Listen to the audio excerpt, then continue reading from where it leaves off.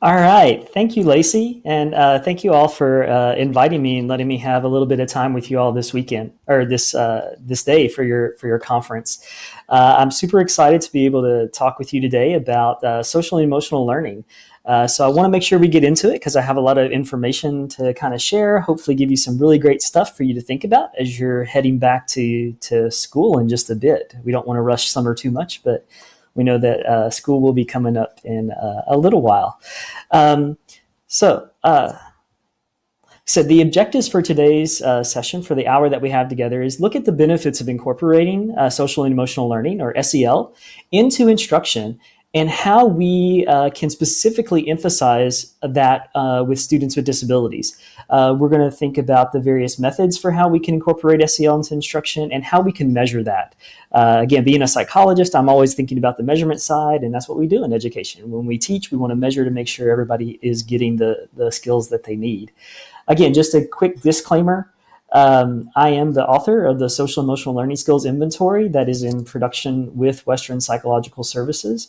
So I just want to make sure we're clear on that. I'm not going to be trying to hawk that to you today. So, that's a different presentation. But I do want to make sure that we get a chance to really delve in and think about what is social emotional learning? Why is it going to be so important in thinking about building the skills for all of the students that we work with? So what is SEL?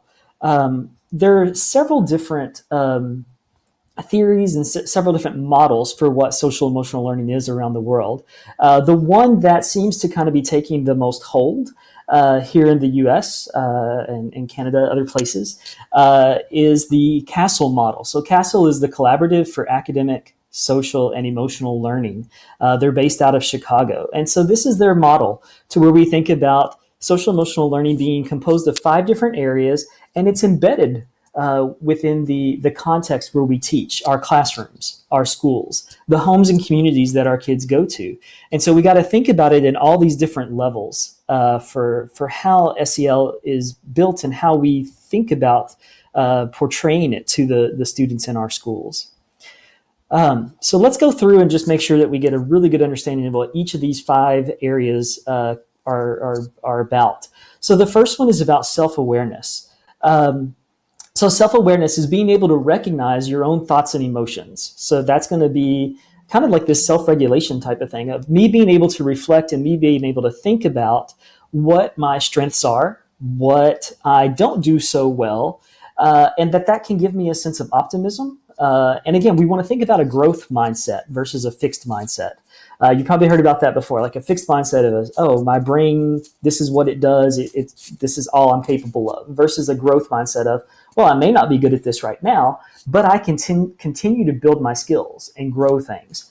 So some specific things that we think about for self-awareness are identifying the emotions, having that accurate self-perception, self-confidence, and self-efficacy, and thinking that you can get things completed. The second piece of this, kind of like when I'm thinking about the self side of what the social emotional learning is. So we have self-awareness, me understanding myself, and then self-management, me being able to regulate my emotions, my thoughts, my behaviors. So that could be that stress. It could be me thinking about the goals that I want to set for myself, whether they're personal or academic. And again, thinking about when we work with students, we want them to set goals. We want them to think, yeah, I want to get this math done. Or, you know what? No, I want to go and I want to be on the varsity soccer team or football team. So whatever those goals are, we want students to be able to put that out there and to manage themselves to where they're able to reach those types of goals. So students, when we think about this, it's going to be them being able to control their impulses, being able to think about having that self-discipline, being able to organize themselves so that they have their planner, they have their calendar, or whatever it is that's going to help them manage all the various things that they have to get done during the day. So this self-management piece, that's a huge one. And again, when we start thinking about students with disabilities, sometimes this is one of those main ones is, wow, we want to help you get organized. We want to help you think about moving all this forward. Social awareness. So we're moving from the self to starting to think about other individuals. So this social awareness is going to be that ability to take perspective and empathize with others from diverse backgrounds. So this is going to be, if I get into an argument, I can take the perspective of someone else. I can think about why they might feel the way that they do and understand that, yeah, I might feel that way too in your situation. It also builds in an appreciation of diversity and, again, respect for others. So these are important skills that we want kids to have. This is going to help enable them to learn better in the classroom. This fourth area is relationship skills. So again, we're still staying with the others in our area, in our classrooms. We want you to be able to build and establish a healthy relationship, whether that's with peers, whether that's with your teacher, with your family, with colleagues that you're going to work with later on in life. So we want to make sure that you get all of these good skills, these somewhat, we might say, soft skills. But again, these are key elements for what we want to build in students. So communication, that they can communicate clearly, verbally, in writing, in nonverbal communication. Social engagement, that they know how to work with others. They can bring others in. Relationship building and teamwork. So much of what we do in the classroom is based around teams, working together for things. And again, that's what we see in the job place. A lot of our jobs require that people work in teams. So this is going to be one of those key aspects to make sure that we teach kids how to really build those strong relationships. Because again, there are times when we'll have conflict and you need to know how to resolve that effectively. And then the last piece of this is going to be responsible decision making. So this is going to be that side of the student when they're being able to make a responsible choice, when they're being able to say, well, if I do this, it might cause this, or it could cause this. And what's the best way for me to try to solve this problem? So it's going to take into account some of the ethical standards, the norms of the classroom, the place where you are. And again, we want kids to be able to identify what that problem is that they're experiencing, being able to brainstorm the various ideas for what they could do to solve it, and then select the best solution for them that's going to work well in that situation. And then being able to reflect on that. Well, I chose this. Did this really work well for me? Or should I possibly change how I do this in the future? And overall, again, thinking about this ethical responsibility of what I owe to other people, what I owe to myself, and how I conduct who I am and building my reputation. So those are going to be those 5 kind of main areas when we think about social and emotional learning. So when we think about students with disabilities, when we think about what IDEA tells us that we are supposed to be doing, there are those 3 big purposes of IDEA. And one is we are supposed to be preparing kids for post-secondary education. So if they decide to go on to a trade school, to a 4-year college, to any type of additional learning setting, that is one of the goals of IDEA.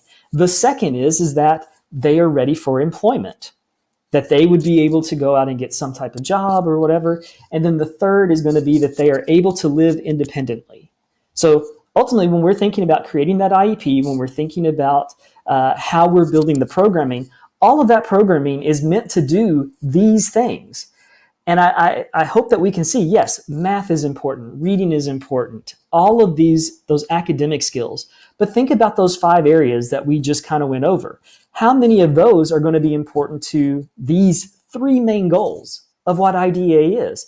And to me, that's a lot. So much of social emotional learning is directly relevant to what we're going to see in these 3 goals.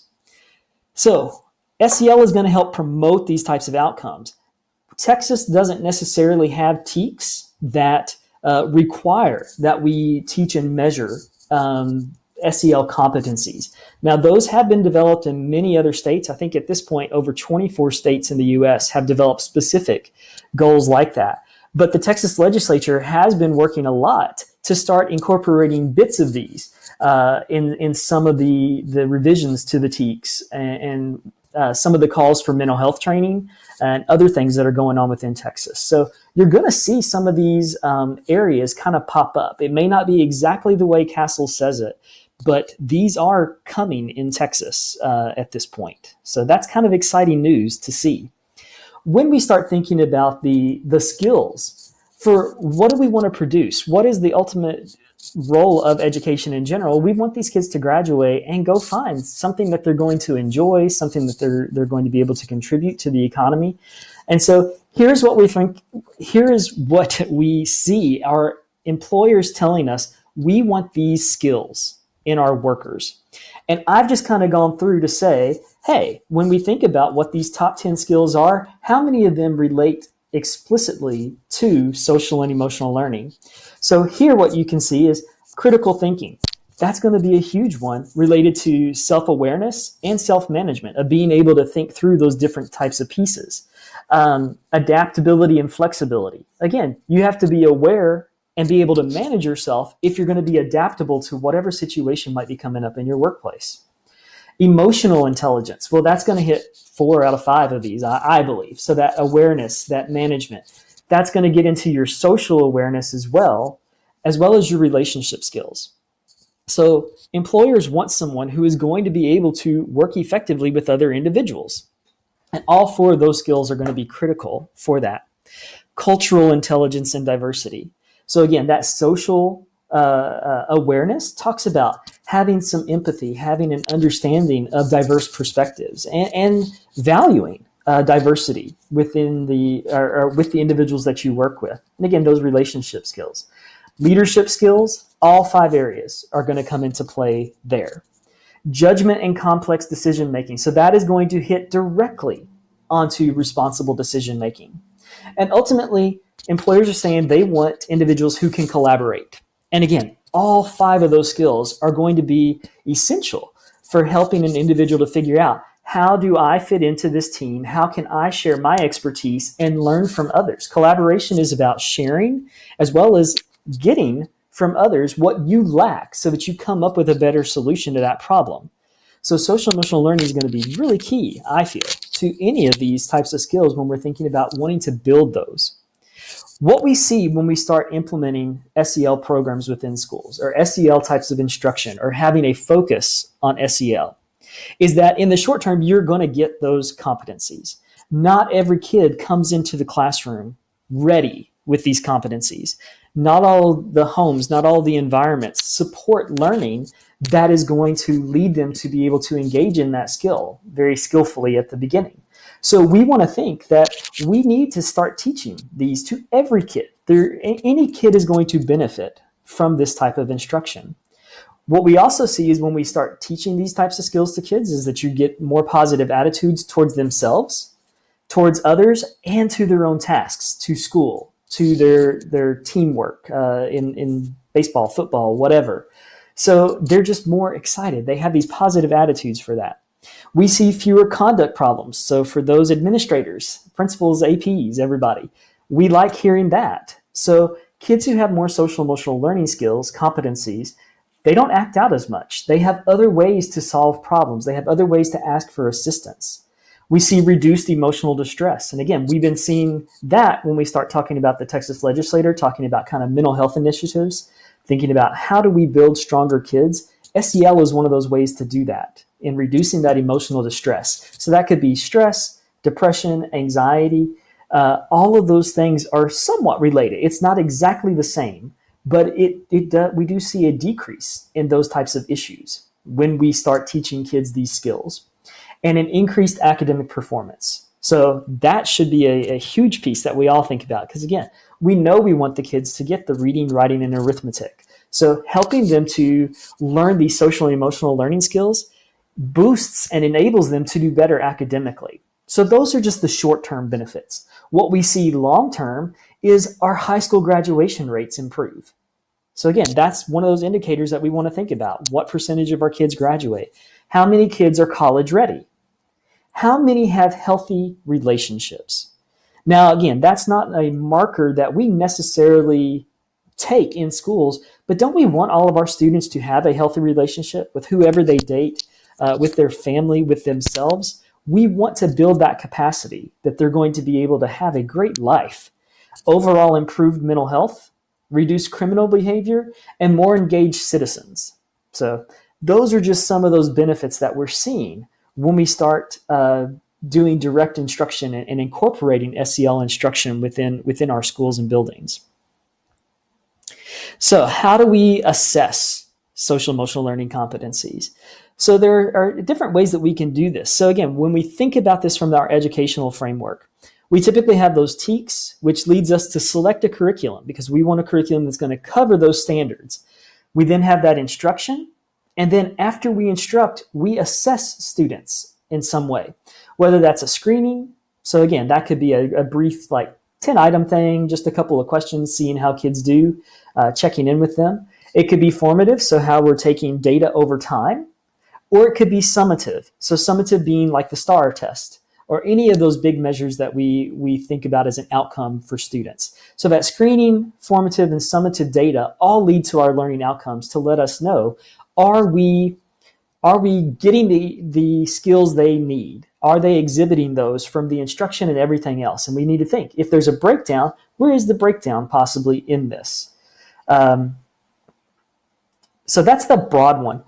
One of the books that I want to plug for you, if you're thinking about this, is you can begin to think about how we do maybe a little less formal, maybe informal types of things, to think about telling parents how students are doing, or us thinking about how students are doing with some of these SEL competencies. So Maurice Elias, he's at Rutgers University. He's one of the major researchers in the area. He has this book called The Other Side of the Report Card that talks about how we can build a report card or components within our typical report card that are going to let families know and us assess how a student is doing in their self-management, how they're doing in their self-awareness. So I really, really recommend this book if you're interested in thinking about how can we begin to take some type of data that at least we can be sharing with our report card, collecting every 6 weeks or 9 weeks. There are case studies in this book that are really, really nice to help you think about what makes sense for our school. What are the skills that we may want to focus on within our school specifically? Because again, when we start thinking about those 5 areas, you can break that down in so many different ways for what skills fall under that competency area. And so your school may say, let's just focus on this and this, these 2 skills within this domain, and we want to see how students do when we match that up with instruction. It could also be part of your positive behavior supports. If those are some of the skills and some of the things that you've identified within your PBS model, that dovetails nicely with how you can set all this up to be a very strong program in your school. We do have other potential rating scales or measures for evaluation personnel. So again, I'm a school psychologist, so there are times when I'm thinking about we're wanting to look at the social emotional side of this student when we're doing an assessment for special ed eligibility. But even then, I don't want to always just keep this in a special ed domain. These are skills that every student in my district needs. So I could think about, how do I want to screen every kid in our district for how they're doing with these skills? How can I give information to our teachers and our principals, administrators, so that they know how things are going? My school counselors, when they're doing character ed or any other type of curriculum kind of training that they're working with, how can I help provide that type of information so that we get a good, solid picture of how our students are performing? So I wanted to just share some of these tools with you that you might be like, I might be interested in kind of trying that. Again, these are rating scales. These are typically a little bit longer. So it's not something that you would do just as a quick screener, like a minute or 2 minutes or something like that. Most of these are fairly longer forms when you want to get like a more in-depth type of assessment. So you have the BERS 2, and again, I've listed what grade levels it's appropriate for and who can fill those out. So the BERS 2, there's a preschool version of the BERS, the Devereaux Early Childhood Assessment, and the Devereaux Student Strengths Assessment, the DECA and the DESA.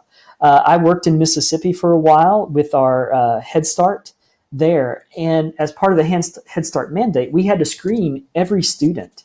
And we used the DECA, which I thought was very nice. It's a nice strengths-based measure about here are the skills that this student needs to continue to develop, or where they're doing well and where they may not be doing so well. That keeps a positive focus on what we're wanting to teach. The DESA basically does that for K through 12. It used to just be K through 8, and they've just done the extension up through high school. So the DESA is out there. The SEERS, Social Emotional Assets and Resilience Scale. And then we have the SSIS, SEL version, that's from Pearson. And like I said, I have mine down there at the very end, the social emotional learning skills inventory, the SELSI. It does have a screener version that will be available first, but then it also has a more in-depth version as well, where you can get much more fine grain in helping to figure out what a student's specific profile looks like. So when you think about all of those are having a teacher, a parent, a student rate themselves. So sometimes we want to say, that's great that we can get this rating, but what if we want to directly test how a student is able to do these types of things? There are a few direct measures of social emotional learning. One of those is called the Berkeley Puppet Interview and Self-Concept Scale. And this one is kind of cute. It's more for pre-K, early elementary, but there's puppets and they go through various vignettes or scenarios. And the students get to comment on what a character was feeling, what the strengths of that character were, what was kind of happening, what was not so great, a challenge that they might have faced, and helping to brainstorm those types of things. So it's kind of a neat thing for kids. You can start to hear how they are processing and utilizing some of those competencies that they've been developing. Some of these others I'm not as familiar with because I just haven't been able to get my hands on them. So one of these is called the DANVA, the Diagnostic Assessment of Nonverbal Accuracy. This is a test that we get more at social awareness and understanding other people's feelings.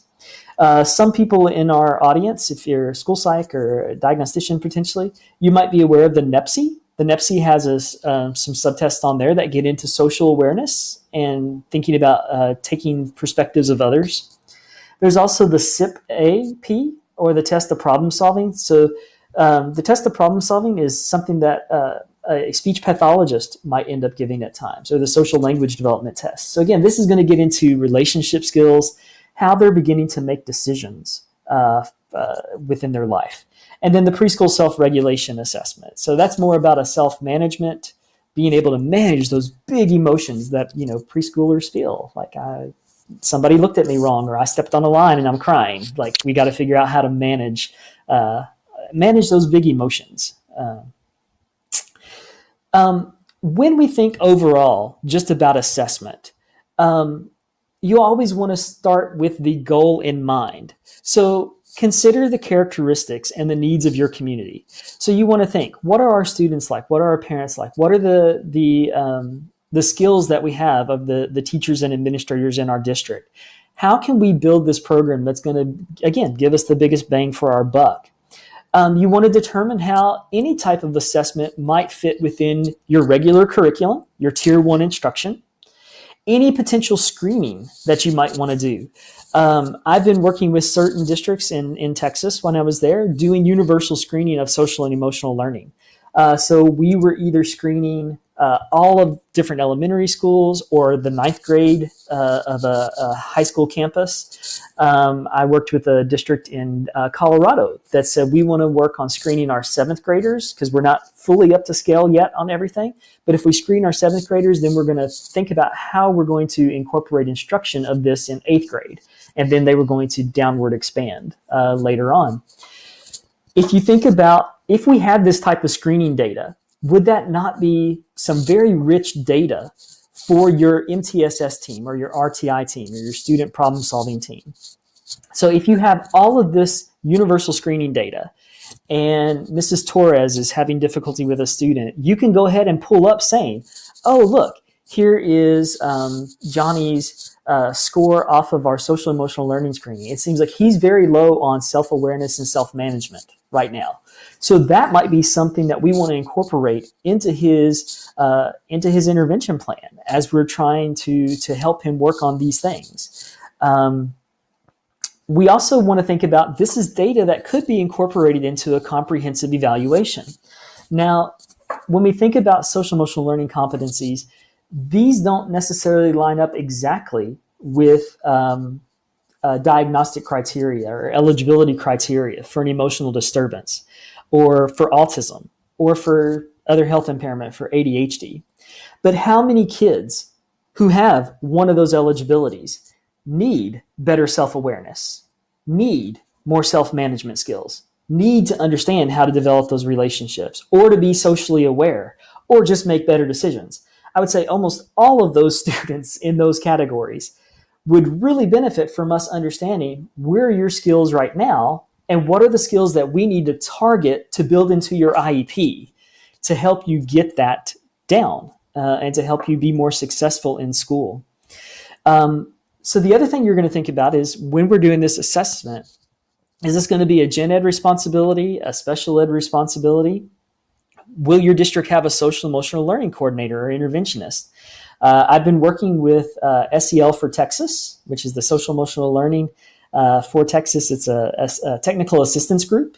Donna Black is the president, and she's based out of the Dallas area. And so this is what we're seeing around the state is even though TEA hasn't necessarily come out and said, yes, we're incorporating SEL TEKS into everything, many districts are moving forward anyway with this. So they're hiring SEL coordinators. They're hiring an interventionist whose only job in the district is to think about how are we collecting this data? How am I consulting with teachers to incorporate SEL instruction into their tier 1 instruction? So I think Round Rock, lots of districts in the Dallas area, some of the districts in Houston. At Region 4, there's a SEL specialist that the Regional Service Center has hired that focuses specifically on doing technical assistance for all those districts in Region 4. So these are some things that, your district may want to think about investing in or how you may want to build out your model for everything. So I want to make sure that we get plenty of time for questions if you have any, but I also want to give you some very solid things that you can leave with here today in thinking about, I'm interested, I think we might want to do some assessment, but I know we want to try to think about what programming might be kind of nice to begin to incorporate, or what are those skills that we want to develop for our students. So when we're doing this, I'm going to break this down into different grade levels and then kind of thinking outside the box some. So we're going to start off with preschool. When we think about developing these SEL competencies for preschoolers, research has kind of shown us that there are 3 kind of core components that we want to make sure these programs have for kids in that preschool setting. So those in our early childhood programs. One of those is going to be about just social cognition. So this is going to be incorporating a lot of social learning theory. So we know this. Kids watch others kids learn by watching others, imitating them, the feedback that they get from that of, yes, you should do this, or no, if you do that, other people get in trouble and you don't want to get in trouble.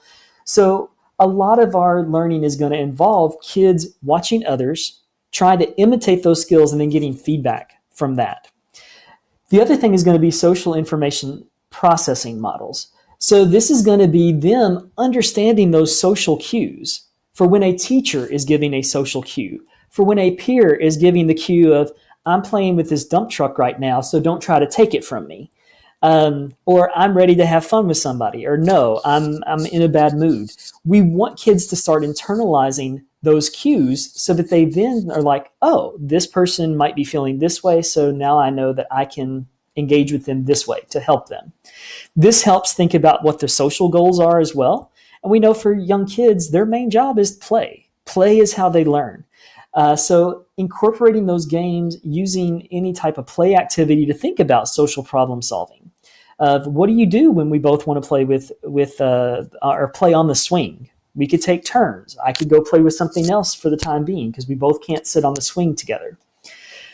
So that's the first component. The second component is going to be just emotions. So differential emotions theory. We want kids to begin to develop their understanding and language of emotions because we don't want a kid who's just happy, mad, sad. There's not just 3 emotions. So those are kind of the more basic ones that a kid might begin with. But we want them to start thinking about, wow, there are different ways that I can feel sad or different ways that I can feel happy. So we want to start thinking about getting them to label those emotions, how those emotions feel internally. So what does it mean, or what does it feel like, or where do you feel sad in your body? Where do you feel happy in your body? And picking up those kind of emotional cues of when I'm balling up my fist, that might be some anger kind of coming out at times. The other part of this with the emotions is that we want to think about attachment. So attachment theory, thinking about how secure I feel with another individual, whether that's my teacher, whether that's my parent, my grandparents, other people that I live with. So we want to make sure that kids get a very secure attachment so that they feel safe, that they feel like they can explore, that they can share. So those are key components emotionally. And then this last part is going to be about that self-regulation. Remember, we were just talking earlier about kids having really big emotions like my popsicle's purple and I wanted red. That might just be a meltdown day for a pre-K kid, right? So we want kids to recognize when they're starting to feel that way and think about how can I manage this emotion besides throwing that purple popsicle at somebody. So that's going to be a combination of them understanding those emotions, having the social skills to be able to ask for something or to be able to say that you're disappointed or understanding that. And then the social problem solving skill is, well, maybe I can ask to get a red popsicle instead of the purple one, or maybe I can trade with my friend. So learning all those different steps instead of I just go up and grab it because that's the easiest way.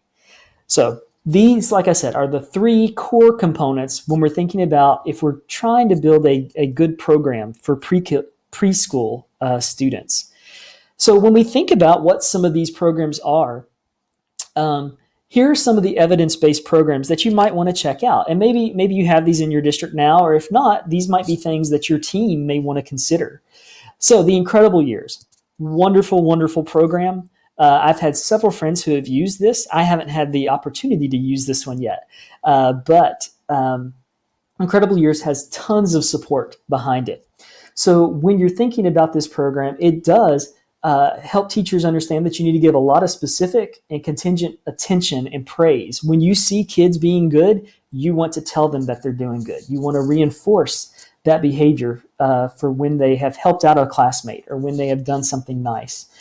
You want to think about that reinforcement. What are the reinforcers I have in my classroom? Whether that's us getting up and doing a duck dance, or whether that's some goldfish, or being able to finger paint for a little bit. What are all the various sources of reinforcement that I can use to help kids stay motivated with everything that's going to be going on? It also calls for a very structured classroom, which again, when we think about preschool environments, those teachers that are very structured with their centers in various things, the way that they collect their data in their classrooms, the rules, how they've set up their routines, that helps kids be successful. It helps them feel more secure in the classroom. We don't want to focus on punitive consequences. We want to think about non-punitive consequences. So this is going to be helping to model problem solving for these students, helping give them words when they're angry.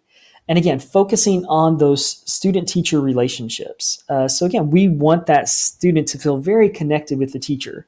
Most of us would say, we are not very invested when we're working for a boss that we don't like. I've never felt that way, but when it's a boss that I like, I might go above and beyond. And that's what we want to establish for these students is this is a teacher that really cares about you and wants you to do well. And then that student is more likely to feel like doing well and pushing themselves to do well. The other program that we have on here is called Preschool Paths. It's the Promoting Alternative Thinking Strategies. And again, this is a fantastic program. I haven't been able to use this one personally, but this has a lot of research support for it.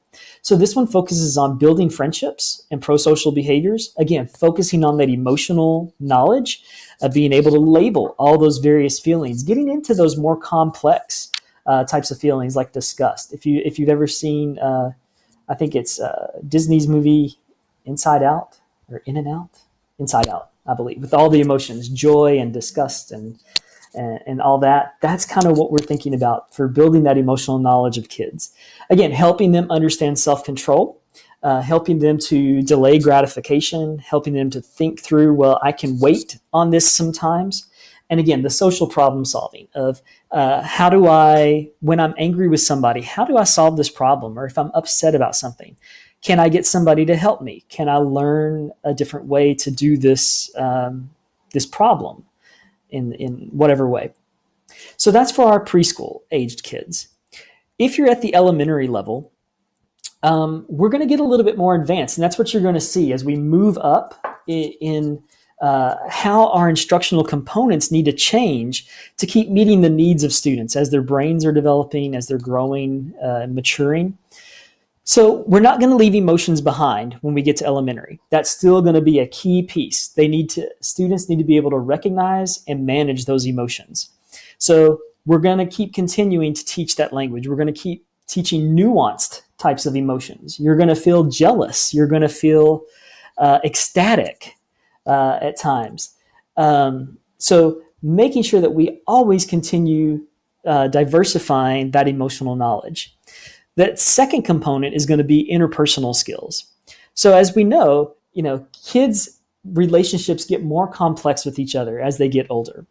And so we're going to start to see kids hitting more problems at times or wanting to go to a different level of connection with another student. So again, that's going to require good communication, that verbal and nonverbal skills. We're going to be thinking about those types of relationships. Even in elementary school, we may see students who start to date or have a girlfriend or a boyfriend. So that's a different type of relationship. And what does that mean when you feel those feelings towards another individual? And thinking about those pro-social skills.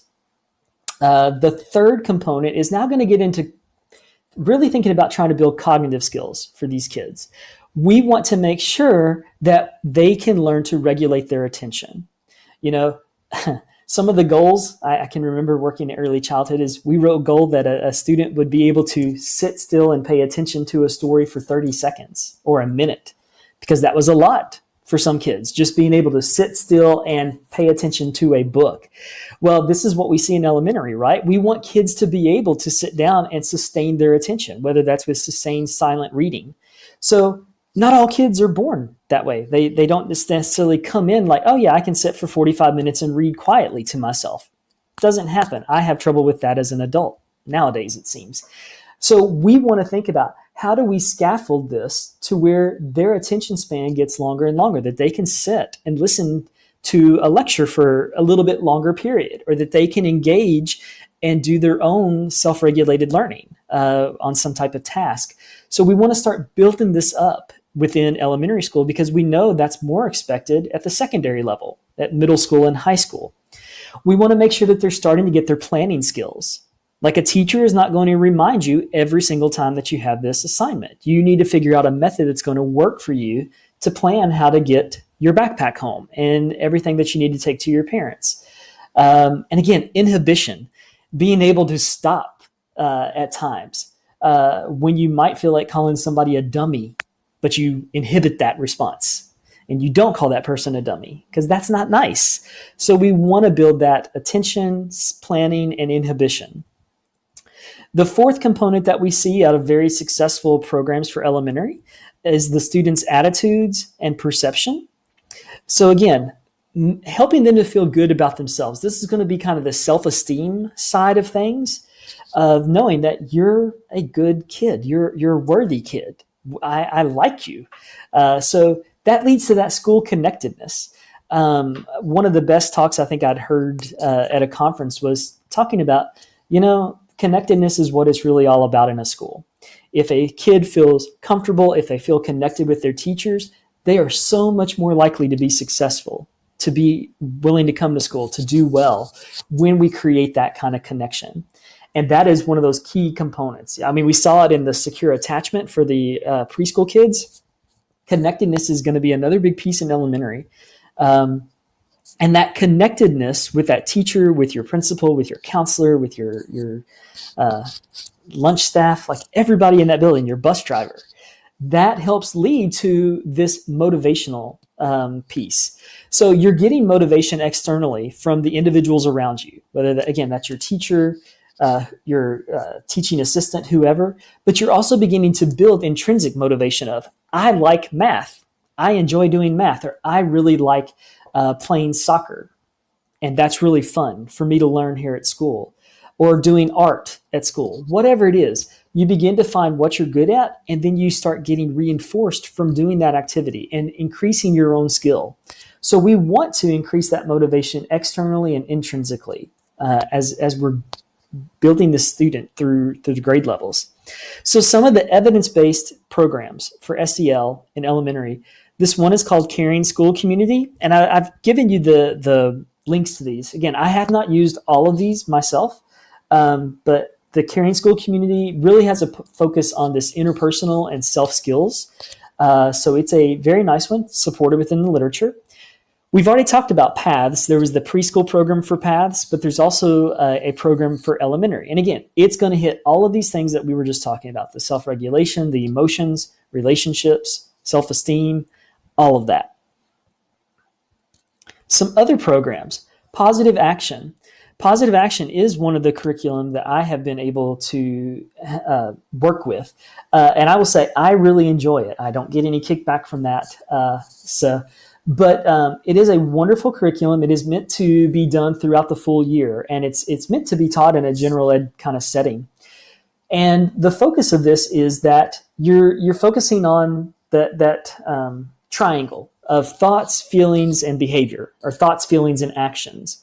And so you help a kid think, what were you thinking at the time? What were you feeling at the time? And what did that lead you to do? So when you think this and feel this, you may act this way. Does that get you what you want? Is that a positive outcome for you? And if it's not, okay, so that was a negative thing. So let's flip it to a positive. What could you have possibly thought differently? What could you have felt differently, maybe? And what would you have done differently?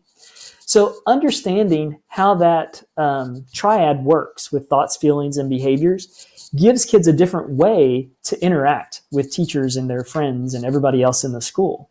So again, positive action, I really, really like. There's modules all the way from elementary up through high school for that. There's also a program called the Responsive Classroom Approach. I, again, have not had the opportunity to be able to work with this one, but it really does focus on the community and creating a caring community, and helps a teacher think about what are the ways that I can approach my classroom management to create this care, to make sure that I help to motivate students appropriately. But then I also want to make them autonomous, to give them that intrinsic motivation, to where it's just not me wanting to push them forward, that they feel that and that they become very engaged. So the last one that we have on this slide is called Second Step. Second Step is a program I'm very familiar with. It's one of the programs that I've used in my research. And I do believe it is phenomenal. I worked with some grad students. We did the Second Step program for early childhood, and then I was working with my grad students who were doing it in elementary school. It's some super fun videos, some songs, some lessons. Songs may be a little bit outdated, but you could try them. But the lessons and the skills that they teach are phenomenal. So it really does go through all 5 of those areas. This curriculum is very aligned with the Castle model in thinking about how do we get the self-awareness, the management, relationships, awareness, and responsible decision-making. So each of those are going to be hit really, really strongly in that program. So I would definitely say you could check that one out. When we get to middle school, again, we're continuing, but middle schoolers have this whole other hormonal thing going on. So when we get up there, again, there's going to be some really intense emotions, some really big feelings that some kids have found a way to deal with and others don't know how to deal with very well at the time. So we want to make sure that we are helping them and giving them those skills so that they know how to engage with that when it's coming at them. So when we think about what are those core components, what should a good program look like? This should start off with thinking about how do we give this kid a positive sense of who they are? And again, if we think back to just psychological theory, in adolescence is where you're feeling like, am I a good person? Am I not a good person? Who am I becoming for everything? So we want to build this kid up so that you know what you're really good at, so that you have a good sense of self-esteem, and that you don't turn to other things, drugs, anything else that may make you feel better when you don't feel good about yourself in other ways. So helping them to understand who they are and like themselves. The second component is going to be about self-control. So again, this is where we're having a lot of hormones. This is where we might get really impulsive at times, when we might get really angry or just make some rash decisions. So we want to hit the self-control component of them understanding behaviorally, cognitively, emotionally, that triad of what makes me like want to punch somebody sometimes, or what makes me want to cuss out a teacher. So where in that cycle can I stop myself so that I have a little bit more self-control, and can still get across that I'm not happy about something, but do it in a more appropriate manner. So that's what we're talking about there. This third one is going to be decision making. Again, how do I make good decisions? Sometimes kids have not been taught, again, explicitly, how do you think about all your other alternatives? Because they may just say, well, in my family, you just do what you need to do. Or in my school or with my friend group, you just do what you need to do. And if you get caught, well, then it wasn't a good thing. But if you didn't get caught, well, you were able to get it done, right? So we want them to be able to outline various ways that they could try to make something happen for themselves for when we're doing that. This fourth component is going to be thinking about moral systems of belief. So again, we want to start building that empathy. We want to start helping them think about what is moral reasoning. Why do we think that we should be cleaning up the school grounds? Why do we think that we want to make sure that we don't bully others? We don't want to create harm for others. And what does that mean? What does it mean if you are bullying somebody else? Can you feel what that person might feel? So helping to build those connections for those students. And what we have found is you actually can train empathy in someone. You can build empathy in students, even if you think, oh, this student may not care about anybody else except themselves. Well, that's just not true. That's one of those fixed mindsets, and we want that growth mindset. We can increase the empathy in someone so that they understand how somebody else feels. Component 5 is that pro-social connectedness. So again, we come back to that school connection, family connection, teacher connection. All of those are super important. So some of the programs that you might want to check out. Again, unfortunately, I do not know these programs specifically, but programs that do have some evidence based on the literature is the life skills training program. This one is more focused on being a drug resistance program. So again, that might fit with some of the curriculum that you already have going on, because again, most schools probably would like their kids not to be taking drugs. I would say all schools probably. But this might be a program that would fit very well with some of the things you might already be doing. Again, focusing on decision-making, problem solving. And then there's the program RIP, Responding in Peaceful and Positive Ways, which is a violence prevention program. So this program is going to be focusing on relationships a lot, whether that's beginning dating relationships. It may be like domestic violence, various things, but teaching about how do you resolve these conflicts? How do we take the perspective of someone else and work through that? And then transition planning to high school. So very positive types of things. I know we're beginning to run out of some time. I'll kind of hit these, but kind of move forward a little bit more just in case there's questions. So in high school, we want to focus on resilience, making sure that a kid can bounce back, that they have this resilience, thinking about those risk and protective factors. So where is this student now? Do they have this self-regulation? Do they have good psychosocial functioning? What are the specific things we need to bolster for the student? The 40 developmental assets, if you've never seen that, I love this framework. And thinking about the more assets out of these 40 assets, if kids have more of them, they're more likely to be happy, to have less mental health problems. So definitely Google the 40 developmental assets. And then just life skills, being able to work and study, goal setting, relationships. All of those are important. At high school, we don't have a lot of evidence-based programs, but here's some of the ones that are promising. So again, if you're just doing PBIS, that is going to be considered a promising program for helping to teach some of these. Check and Connect, Positive Life Changes, so all of those. I also gave some links if you have an after-school program for things that your after-school program might want to consider if you're doing. And we also don't want to forget the adults. So when we're working in the schools, we want to train our district leaders on what are those SEL competencies. We want to provide that high-quality professional development. And really for us to focus on our own, because again, we're not all perfect in those 5 competencies.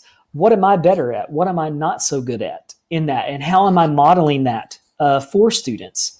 Those are key pieces because we want all of our staff and faculty to reflect strong social emotional learning competencies, because again, kids pick that up just from them watching and imitating and seeing how that works. So that is our kind of overview. So I hope this kind of gave you some better understanding about what those 5 areas of SEL are, how you might be assessing that within your district, and then some of the programs that you might want to kind of consider if you're interested in taking this a little bit further within your school or your district. So I'll open it up for any questions at this time, if there are any, or anything else. So I know we have just a little bit of time left.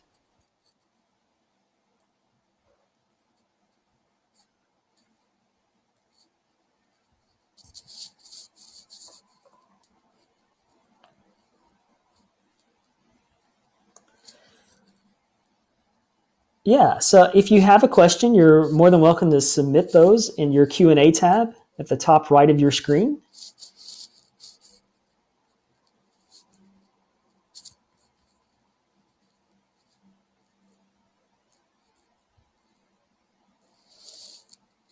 Again, I hope this is kind of giving you some ideas of what you might want to do or what you might talk with your team as you begin to head back. Some of you might be heading back in a week or two, depending on what your contract is looking like.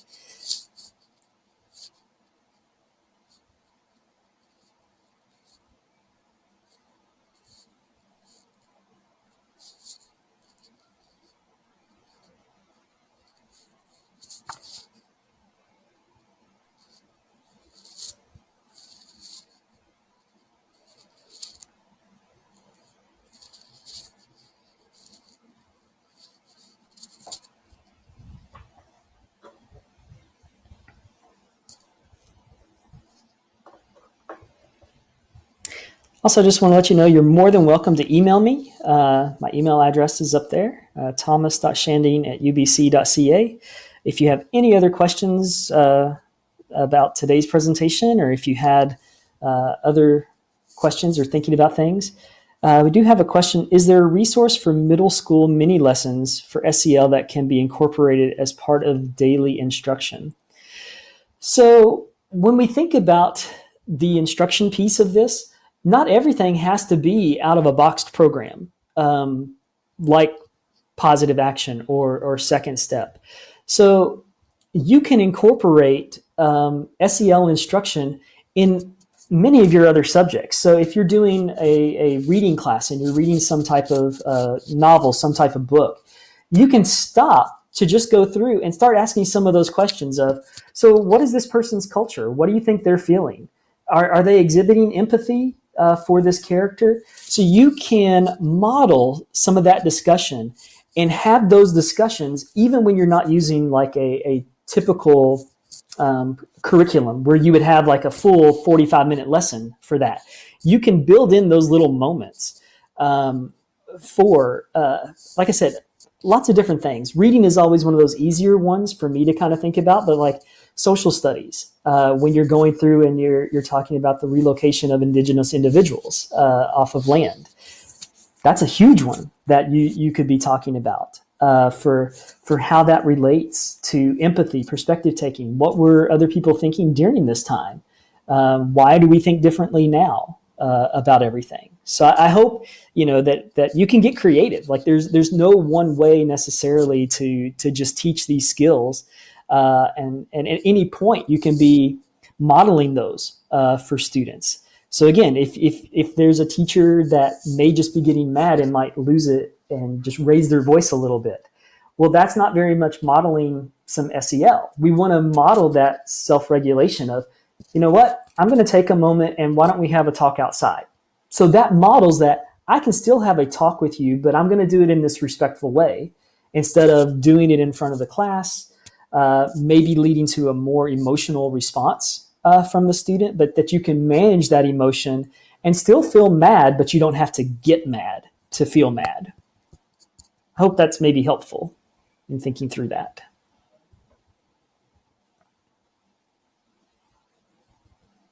All right. Well, I want to thank you all for having me here today. I hope that this gave you some potential good ideas as you move forward through the summer and back into the fall. So thank you all.